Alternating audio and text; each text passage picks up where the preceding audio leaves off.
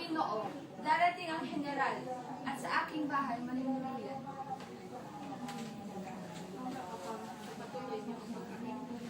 Ipapatuloy niyo ang pagkain. Mga Ginoo, napupuna ko ata na wala dito si Padre Damaso. Napapagod na rin. Host, ikaw. Mga Ginoo, alam ba ninyo na ang pinakamahusay magluto sa lalawigang ito ay ang tagapagluto ni Ginoong Ibarra?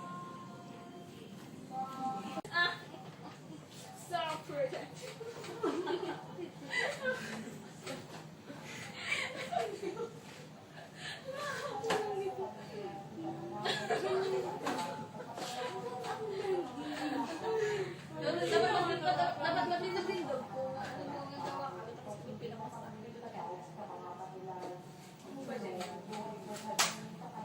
Namuli siya. Papatay. Hindi, ma'am. Good job. Kaya naman tingin ko sa kailan. Yung katubay.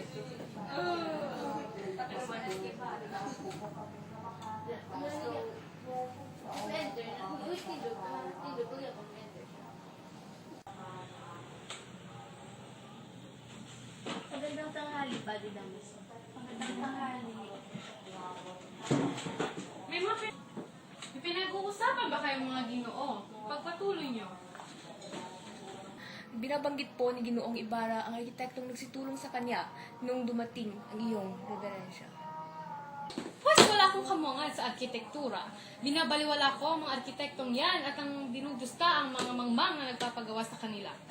Tignan nyo ang simbahang yan. Ako ang gumuhit niyan at para igawa yan, kailangan ng mga dalawang daling lapad ng noo. Diyos ko. Ngunit Padre, hinay-hinay muna kayo. At silang lahat ay magbabayad ang mga taong sukab, ang mga anak ng mga taong sukab na yan. Diyos ko. Sila'y pinaparusahan na ngayon. Ngayon pa lang. Kita mo sila'y nabibilang ko. Sila'y... Layo kayo! Kung hindi nyo ibig mamatay. Ginong Ibarra! Ginong Ibarra! Anong ginagawa mo, Ibarra?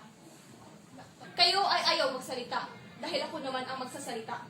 Ang taong ito ay aking nilayuan, ngunit dinala siya sa akin ng Diyos.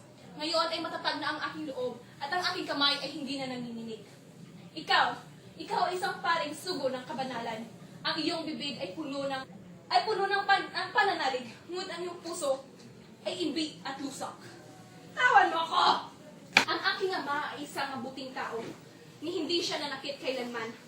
Ang paring ito ay tinanggap niya sa aming tahanan, kinasalo sa hapagkainan, at tinuring pang kaibigan. Ngunit anong ginanti mo? Inalipusta mo aking ama, sinira, inusig, at ginamit ang mga mangmang laban sa kanya. Nilapastangan ang kanyang libingan, sinira ang kanyang alaala, at ngayon pati ako na kanyang anak ay inuusig.